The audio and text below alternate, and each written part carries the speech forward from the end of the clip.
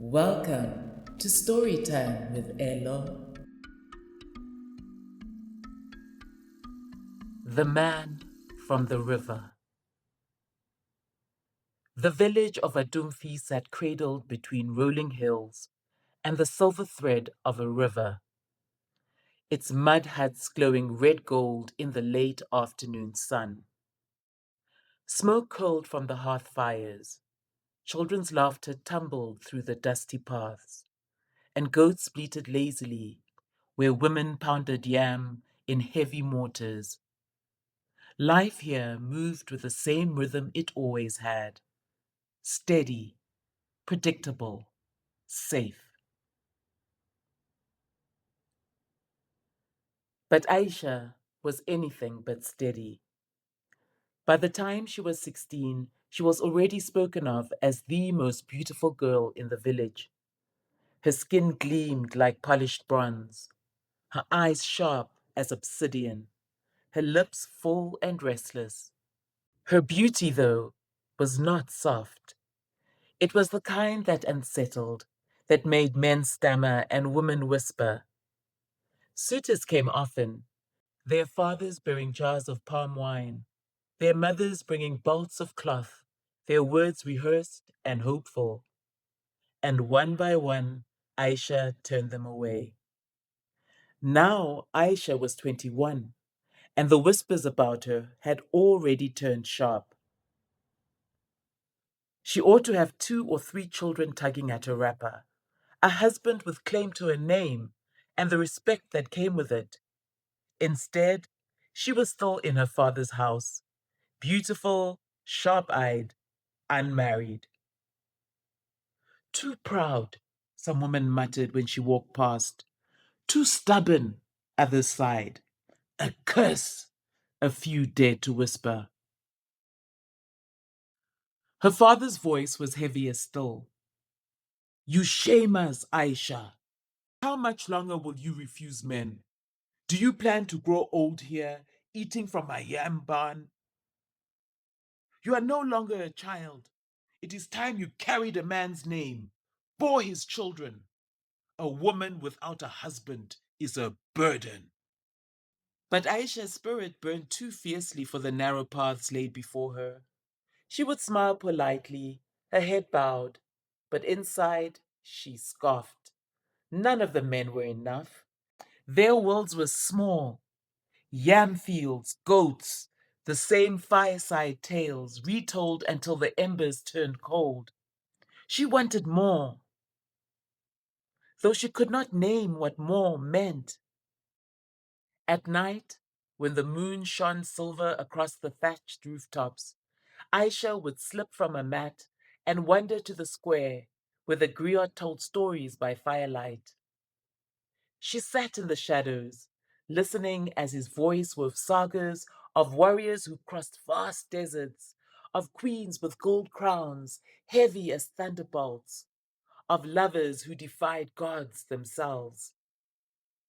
Her heart raced at those stories, not because she believed them, but because they hinted at something larger than this village, something grander than yam farms and predictable husbands, something that matched the fire inside her. Still, the days wore on, and the pressure grew. Her mother fretted, sighing as she ground millet. Oh, you are too proud, Aisha. Beauty fades, but a husband keeps you. Aisha only smiled faintly, but in her chest a different thought pulsed. I was not made only to keep. The river was the village's lifeline, a long curving body of water that mirrored the sky. Women came with calabashes to fill with water. Children splashed along the shallows. Fishermen cast their nets at dawn and dusk. But Aisha came for another reason. She came for quiet, for the way the air shifted when the sun began to sink, for the sound of ripples lapping against stone, for the hush that seemed to settle as if the world itself was listening. One evening, her heart restless with her parents' scolding and the weight of yet another rejected suitor, she walked alone to the river bank. She crouched by the water, her reflection shimmering in the fading light. Sharp eyes, proud mouth, hair coiled in thick braids. The village said she was beautiful, but what use was beauty if it only bound her to a life she did not want? She cupped the water in her hands, watching droplets fall back like broken beads, and whispered a thought she had never dared to speak aloud. Bring me someone different, someone the village cannot give me, someone who belongs to me and me alone. The wind shifted, carrying the scent of wet earth. A frog croaked nearby, and the reeds trembled, though no one walked there. For a moment, the river itself seemed to still, as though it had heard her plea. That night, she dreamed. The fire crackled low in her family's hut, and she drifted into sleep expecting nothing. But in her dream, she stood again by the river. Only this time, the sky was silver black, filled with stars so bright they seemed to drip fire. A man stood at the water's edge. He was unlike anyone she had ever seen in her waking life. Tall, broad-shouldered, his skin dark as midnight, but glowing faintly as though the moon itself favored him. His features were strong, a jawline carved like stone, lips curved in a half smile, and eyes that burned amber, steady and knowing. When he lifted his gaze to hers, Aisha felt her breath hitch. No man from the village had ever looked at her like that. As if she were the only person in the world, as if he had been waiting for her.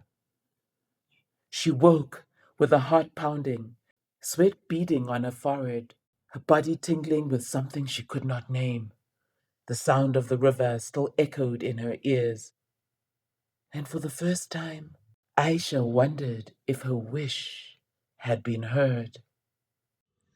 The nights that followed no longer belonged to Aisha. By day, she went through the motions, grinding millet beside her mother, pretending to listen to her father's lectures, watching the young men spar in the dust with wooden staffs. But her thoughts wandered, always circling back to the river, back to the shadow of the man who had appeared in her dream. She had no name for him, yet she felt him everywhere, in the weight of the sun on her back, in the brush of wind through her braids, in the trembling of her fingers when she cupped water at the river's edge. And then he returned. The second dream came stronger, sharper, almost too vivid. She was standing in the clearing again, moonlight painting the river silver. He stepped from the shadows, tall and commanding, his gaze locked on hers, as if she were prey he had already claimed. Why did you call me? His voice was deep, velvet edged, carrying the rhythm of water on stone.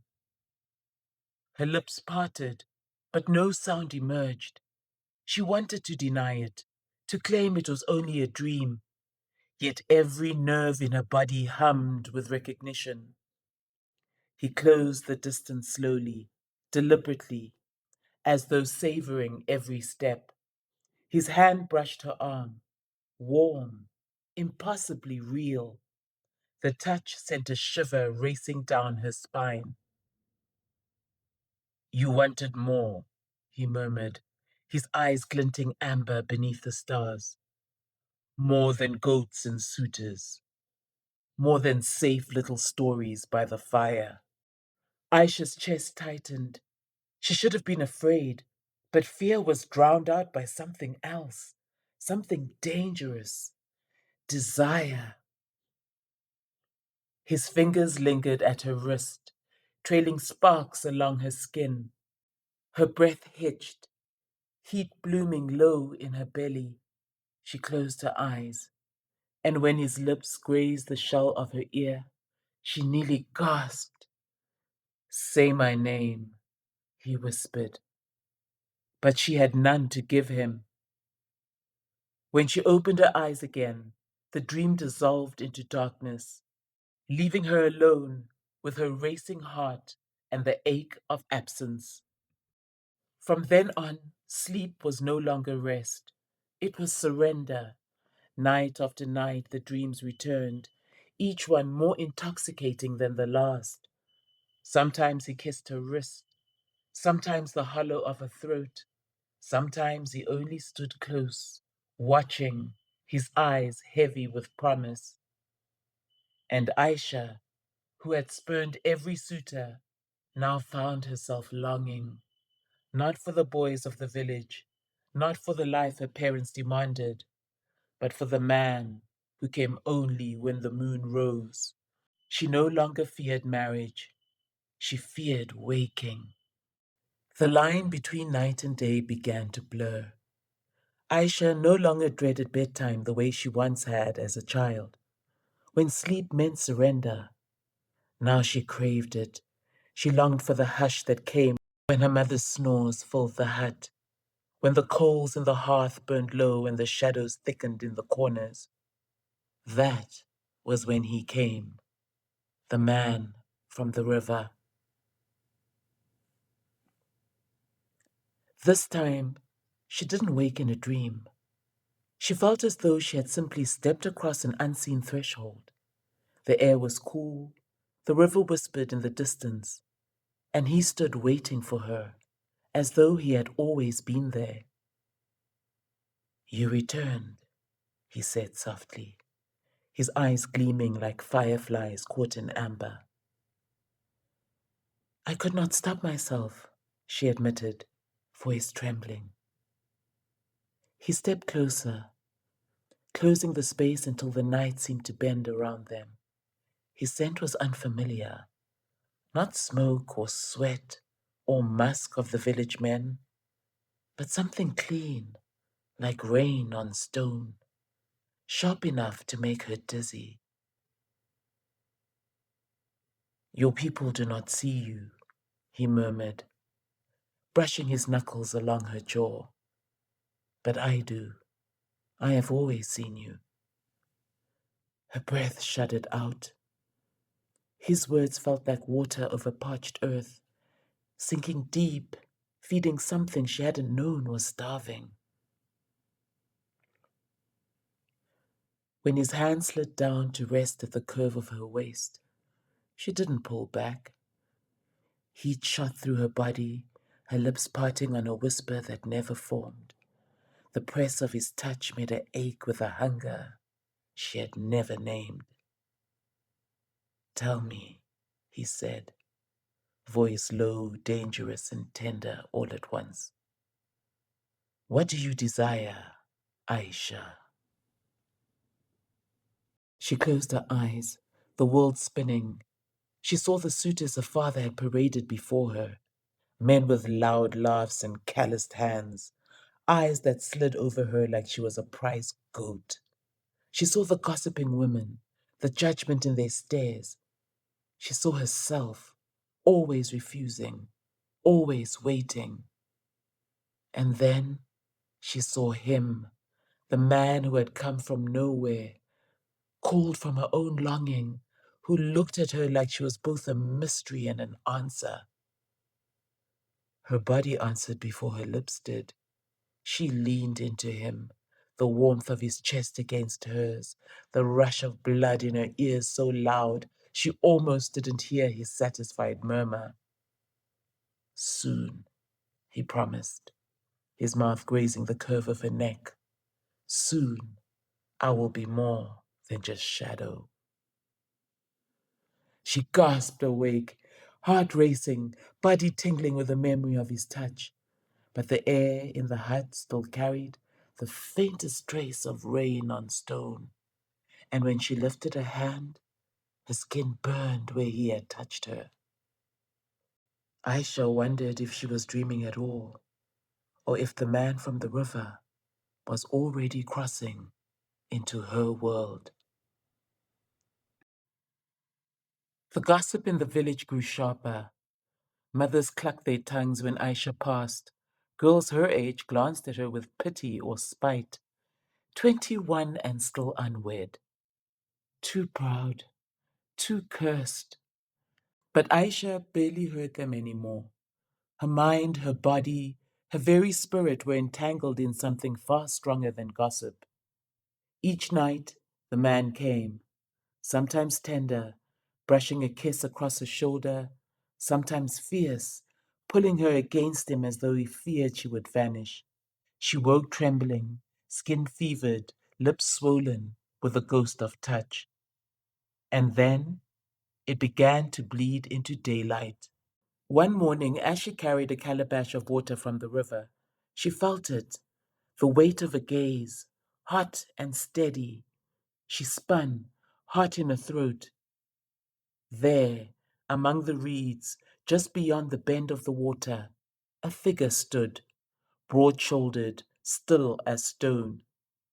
Amber eyes caught hers. She blinked, and he was gone. Her calabash slipped, water spilling into the dust. She stumbled back, breath shallow, chest tight. Had she imagined it? But the water at her feet swirled oddly, curling in patterns like fingers stretching towards her. She gasped and fled, pulse hammering. That evening, her father barked at her for spilling water. Her mother shook her head in despair. Aisha barely heard them. She lay awake long after the fire died, staring at the thatched roof. When she finally slipped into sleep, he was already there, waiting. "You saw me," he murmured, voice low as the river's song. Her breath caught. "You were there in the day." He smiled, slow and dangerous. "I told you I would not remain shadow forever." His fingers traced her cheek, sliding down the column of her throat, leaving fire in their wake. She gasped, clutching his arm, torn between fear and need. "You are mine, Aisha," he said, "and soon the river will give me fully to you." Her heart thudded. She wanted to protest, to demand what he meant, but his mouth captured hers, and the world dissolved in heat and moonlight. When she woke, her lips still tingled, her body trembling as though she had been kissed in truth. But deep inside, she knew the man from the river was no longer bound to dreams. He was coming. The days grew heavy with waiting. Aisha went about her chores, grinding millet, fetching firewood, helping her mother tend to the goats. But every task felt like a hollow rehearsal. Her body was present, but her spirit was always straining toward the river, toward nightfall, toward him. And then it happened. One late afternoon, the sun spilling molten gold across the water, she returned to the river alone. The air was thick, humid, as if the world itself held its breath. She knelt to fill her calabash and froze. He was there, not a shadow, not a flicker of a dream. Slowly, deliberately, he stepped into the water. Each stride sent ripples across the surface, but his eyes never left hers. When he reached her side, he emerged without a drop clinging to him, as if the river had offered him up untouched. "You called," he said softly, his voice the same low rumble she had heard in dreams, but deeper now, weighted with presence. Her knees weakened. I I thought you were only in my sleep. His smile curved, half danger, half tenderness. Dreams are doors. You opened yours wide enough, and I walked through.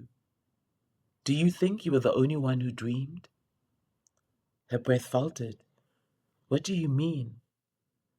He reached out, his fingertips grazing the back of her hand, fire and ice in one touch. In my kingdom, far from here, my parents tried to bind me to daughters of nobles, princesses of neighboring lands.